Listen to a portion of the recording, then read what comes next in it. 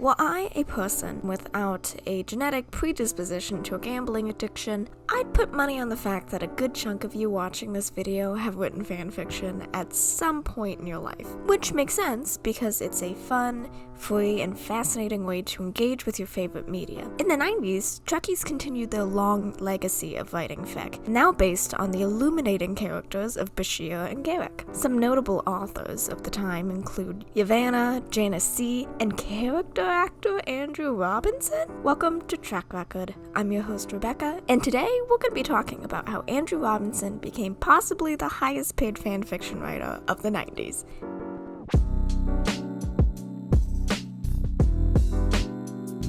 This wonderful tale actually begins long before everyone's favorite pansexual lizard graced our TV sets. When the writers at Deep Space Nine were first brainstorming Garak, he was originally only supposed to be a one-off character. Like many episodes in those early seasons, Garak was supposed to have an episode to explore the range of Cardassians, the implications of one living on the station, and then disappear into the ether like so many other beloved characters of the week. Instead, we find ourselves bidding Garak a tearful goodbye in the final season. How did that happen? Well, they cast some guy called Andrew Robinson. Okay, so in order to frame this, you have to know that Andrew Robinson is an actor, okay? I'm not being facetious here. He is a Fulbright scholar. He is a well and true trained classical performer, and as such, he approached Garak in an entirely unexpected way, applying a lot of techniques they picked up from masters of craft.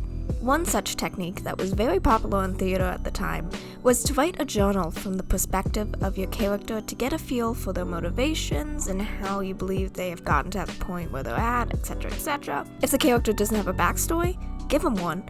Expand what you need to expand in order to feel at home in their skin. This technically derived from the Method School of Acting and has been the process behind tons of moving performances like Heath Ledger's Joker or Michael B. Jordan's Killmonger. Certainly, however, I don't think anyone was expecting it to be applied to a side character on a Star Trek show, which, in a way, proves that Andy is a crazy person and I'm in love with him. So, Andy literally wrote over 200 words of an extremely detailed backstory for Garak. I don't know if I've made this clear or not, but nobody asked him to do this. Still, he showed up in the DS9 writer's room with this character bible of his gay lizard OC that was supposed to appear in one episode, but it was all so good that they literally couldn't help but keep him on the show. It certainly helped that he and Sid had fantastic chemistry, and the audiences were wild for him, but ultimately the recurrence of Garak comes down to Andrew Robinson doing too much.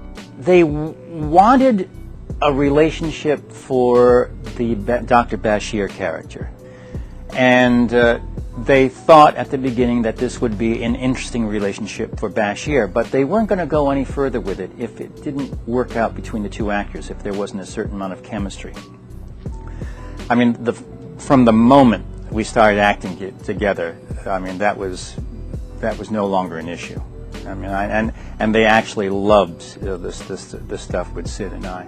The writers and him worked closely to develop his story, and his wild dedication to this project is as responsible for the lizard we know and love as the work of the writers. He would later expand the Bible into a longer story set post-Dominion War, which would be published in 2000 as the novel A Stitch in Time. However, this was not the end of Andrew's writing. See, Stitch in Time is an amalgamation of both his original character work and the little stories that he would write while working on the show. Andrew also had a degree in English and was clearly a very talented writer, so these stories helped Garak come alive for him. As the show continued and Garak's popularity grew, Andy also became a super popular guest at cons, where he would often read his stories aloud and get feedback from fans.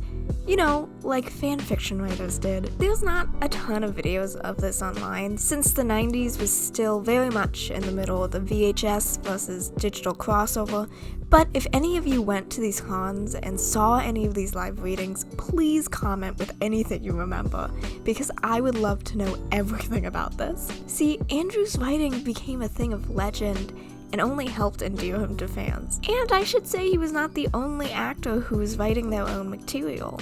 In fact, he and Siddig actually co-wrote a play called The Dream Box about Garak and Bashir that they would act out at cons. Insane! I'm parasocially in love with these men. Now, I will say not everyone was a fan of Andrew doing this. My nemesis, Rick Berman, was notoriously not a fan of Andy's and would often talk shit about this practice. Truthfully, I don't know how much of this was due to the writing and how much of it was due to Andy's public support of the Garak-Bashir ship. At first, he just wanted to have sex with him.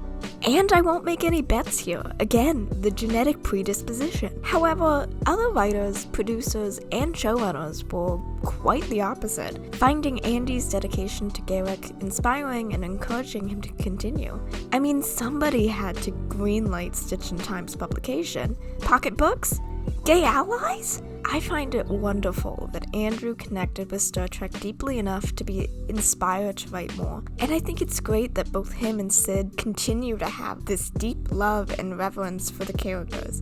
In 2020, during quarantine, Sid ran several Zoom readings of Trek fanfictions, notably including Little Achievements by the talented writer Elmi K.E., which, in my mind, canonized Garak. He got many cast members to come back on, none of whom have good lighting, God bless them, and worked with real fan creators to give their work a platform.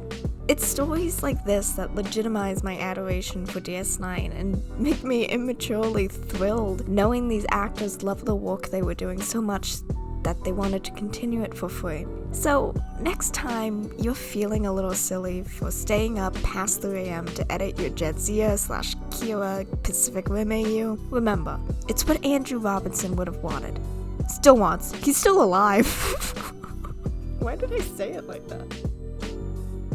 If anything, the biggest success in my life is somehow keeping you around all these years. But please, come home to me, my dear. Okay, so that's the conclusion of Rebecca ranting about how much they love Deep Space Nine Volume 1 of 100. I told this story over on Tumblr, and you really seem to like it, so I figured I'd do a video version on this John as well. Why not? You know, do it for Andy. If you liked this, let me know, and if you have any other fan stories you want me to talk about, leave me a comment. Until then, live long, and I will see you at Quarks.